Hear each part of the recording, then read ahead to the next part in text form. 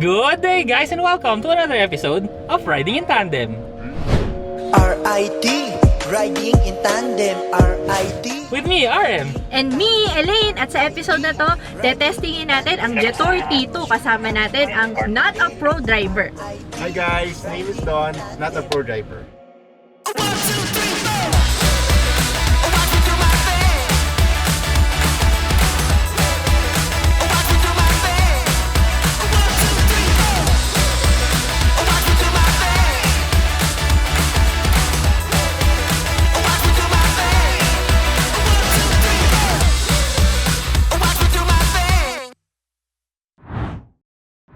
Pang big time na off-roader ba yung hanap nyo?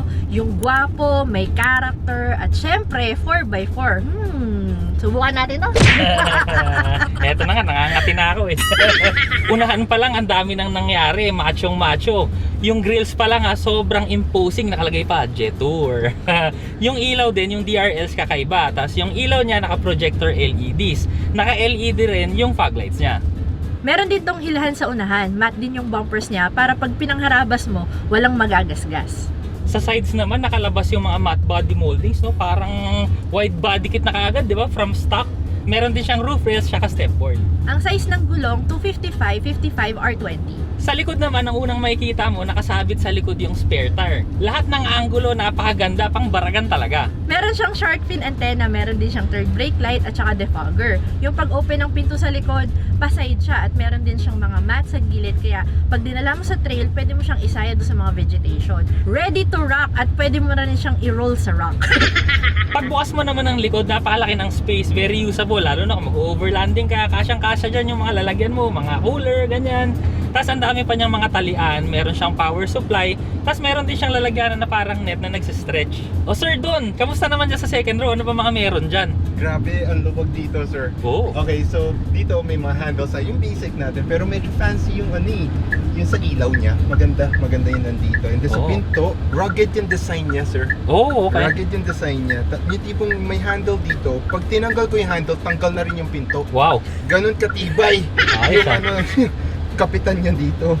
And then, yung speaker pala dito sa baba, Sony. Oh. Sony pala yun nandito. Wow, mamaya testingin natin yan. Oo, ganda.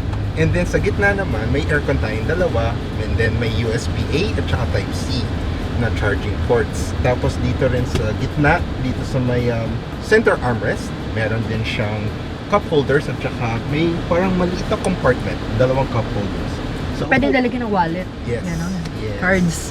And then sa likod naman po ng mga upuan nyo, meron siya mga pockets na pwedeng paglagyan ng cellphone at saka may mas malaking pocket dyan.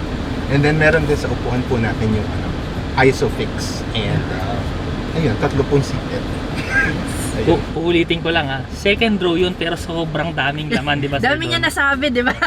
At ang luwag-luwag dito, not considering na meron pa palang panoramic. Oh. Tingnan mo, hindi pa pala natapos, meron pa. But wait, there's Ang- more. Loaded. Ang luwag-luwag. Tapos kagaya nung sabi ni Sir Don, no, rugged na rugged yung itsura dun sa second row. Dito rin sa unahan, rugged na rugged. Kasi same, no, yung mga hawakan, may mga tornilyo pa nga, oh. Oo, ang laki ng mga Diba? hawakan. Tapos boxy yung design kasi niya. Tapos yung infotainment system, ito yung naiba, no? Kasi diba, lahat dito parang rugged. Pero dito naman, grabe, parang pang spaceship, napakalaki, parang may laptop dito sa gitna eh. Napakalaki nga talaga ng screen na to, no? 15.6 inches lang naman. Ganun siya kalaki. Lahat ng controls, basically, nandito na. So, meron din siyang Apple CarPlay. Nandito rin yung controls ng aircon. Kung hindi mo rin alam yung controls, pwede mo rin mag-consult dito sa infotainment screen. Katulad na lang doon sa side mirrors, kasi yung controls niya nasa mismong manibela. Ang manibela naman, leather wrap. Pero hindi ordinaryong leather, ha? Perforated yung leather nito, so breathable siya. Tapos yung mga stitchings niya pula pa. Ang dami ring mga pindutan dito sa manibela. Sa left side, controls para sa adaptive cruise control. Oo, may adaptive cruise control to.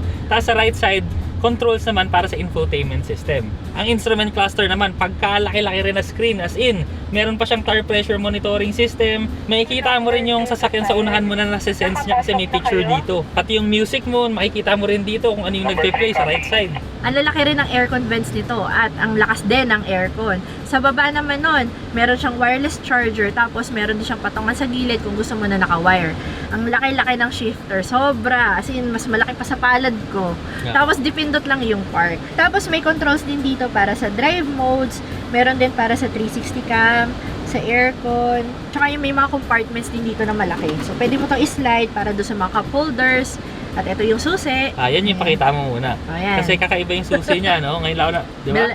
Hindi siya bilog eh. Ano to? Octagon? 1, 2, 3, 4, 5, 6, 7, 8. Octagon. Octagon nga. Octagon siya, ayan, Jetour, tapos ayun yung mga pindutan niya. Ang galing, di ba? Kakaiba. Napapansin ko lang talaga kung nakikita nyo sa video, no, parang naaawa na ako kay Sir Don.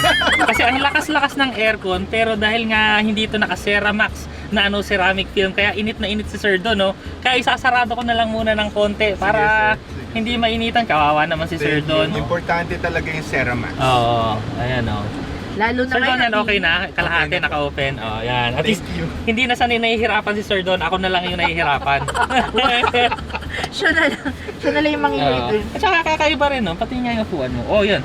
Yung mga upuan din dito, no, leather, tapos may mga red stitchings, tapos yung gitna niya, perforated na leather. Perforated na leather, kaya hindi ka pagpapawisan masyado. Tapos yung texture dito, parang iba to, no? Iba. Leather din, pero iba yung texture.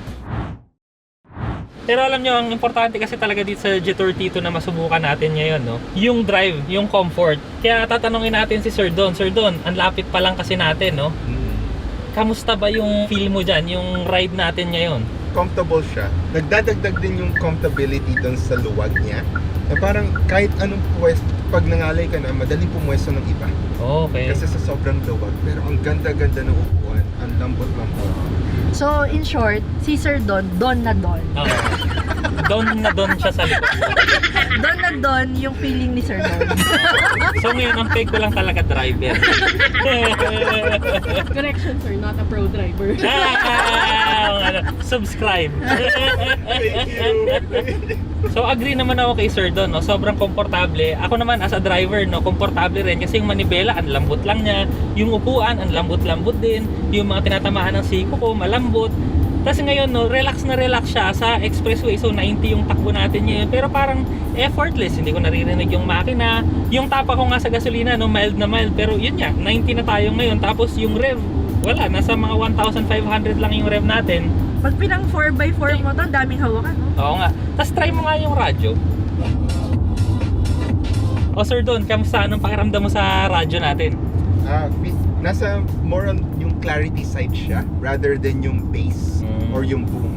Pero maganda. Maganda siya sa tenga. Yung engine power, hindi mo problema dito. Tuloy-tuloy yung power niya. 2.0 turbo. Malakas! Hindi ka kakapusin. Kahit anong overtake. 0 to 100 niya, 7 seconds lang. Meron niya rin pala tong voice control. Tignan mo. Hello, Jetour. Please say it. Please say it! Please say it. Sabi mo, Sabi niya. ulitin natin. Hello, Jetour. Here. Open the sunroof. Okay. Oh, di ba nagbukas? Ang problema, nagsisisi na ako kasi mainit. Hello, Jetour! Wala kasing Ceramax eh! Hello, Jetour. You can tell me. Close the sunroof. Okay.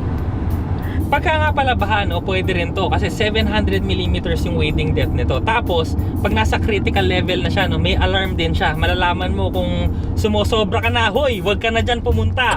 Sasabihin sa'yo ng sasakyan. Huwag ka nang tutuloy. Diba? Pero at least, di ba, may nagwa-warning sa'yo. Hindi yung bara-bara ka na, baka kaya to, baka hindi. At least, hindi, warning ka. Tama na yan, tumabi ka na.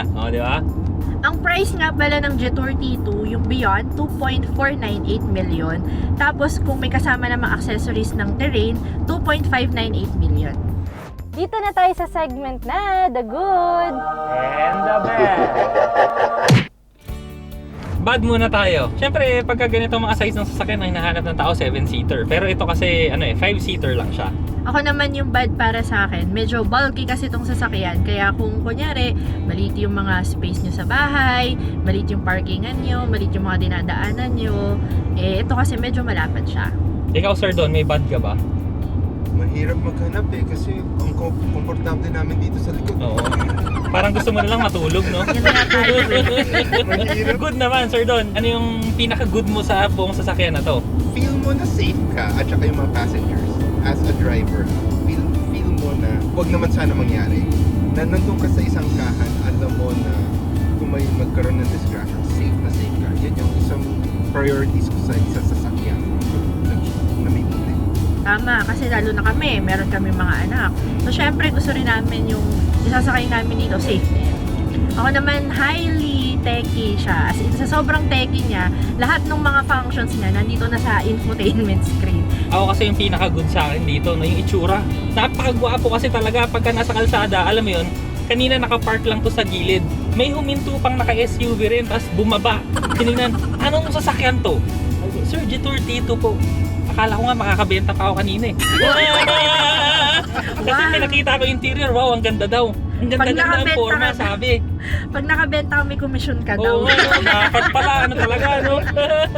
Pero seryoso yun ha, talagang huminto siya, yung ginilid niya yung sasakyan niya, nag-ano siya doon, tapos tinanong talaga niya, ano yan, magkano ba yan, tapos tinignan pa yung loob, wow, ang ganda, sabi niya. Hindi ka naman tinanong sa artista ka. Ay, hindi. Malayo pa tayo doon, maraming ligo pa yun. Alam mong pag nasa mataas yung sasakyan, medyo yun nga yung nabanggit yung po kanina na may yung waiting depth, medyo safe ka sa mga baha kahit pa paano. So yun yung mga good na parang instead of yung madedelay ka pa sa pag-uwi dahil baha, Tama. kaya mo tumawid ng kahit konti. Hindi ka masa-stranded. Sa akin naman ang good, no? Eh, syempre, may height na nga to, pero meron din kasi itong kakayanan na hindi kaya ng ibang sasakyan kasi 4x4 to. Kaya kung ano-anong terrain kaya nito. As in, meron pa ang mga modes dito, no? Pang sand, pang mud, kung ano-anong terrains. Tapos may adaptive cruise control pa, di ba? Kaya, kahit nandito tayo sa expressway, pwede na akong mag-adaptive cruise control, tapos bahala na siya sa buhay niya, umandar ka ng mag-isa mo, bahala ka dyan, ako mag-ano na lang ako dito, relax, kwentuhan, video, pero siya, under na siya ng kusa, so gustong gusto ko yon. So, pwedeng-pwede ito pagka gusto niyo mga mag-camping na pamilya, overlanding, para makataka sa syudad. Wow, syudad! Sa syudad! Pupunta sa rancho!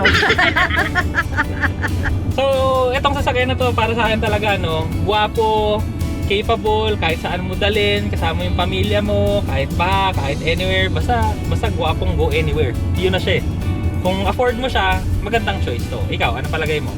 Ako naman, dadagdag ko na lang sa sinabi niya, no, macho kasi itong sasakyan na to. Kaya talaga kung ikaw yung personality mo is nasa city ka, pero gusto mo rin na may getaway sa weekend, tas gusto mo yung sasakyan mo capable on both side, ito ang kunin mo. Ikaw, Sir Don, may ano ka ba sa masasabi sa kotse na to? Agree ako sa lahat ng sinabi niyo. Siguro ang hirap makahanap ng taong magsasabing pangit yung sasakyan. Oo, mahirap. Pag may taong ganun, siguro super high-end na yung nakasanayan niya or may problema talaga siya sa buhay. ang problema lang namin ngayon is hindi namin afford. Pero makikita mo yung price per feature ratio niya maganda. Mura siya for its... Ako pa yung nagsabi na mura no? Hindi ma-afford. Pero maganda siya. Pero price to specifications to features, mura siya. Oo. So yun, wag niyong kakalimutan, subscribe kayo sa Not a Pro Driver. Meron sila sa YouTube. Saan pa kayo, sir, makikita? May Facebook din po and TikTok. Okay, so nagsasayaw ka dun, sir? Ay, hindi. Sayang. Nagsasayaw ka ba? Tapos na yung era ng TikTok na gano'n, yung mga sumasayaw. Anyway, sige. Maraming salamat sa panonood, mga katandem. Kami ay mag-i-spa muna sa Midori, sa Clark. Sana nag-enjoy po kayo sa video namin. Next video na! RIT, riding in tandem. RIT, riding in tandem. RIT, riding in tandem. Siksik na impormasyon mula kay RM at Elaine.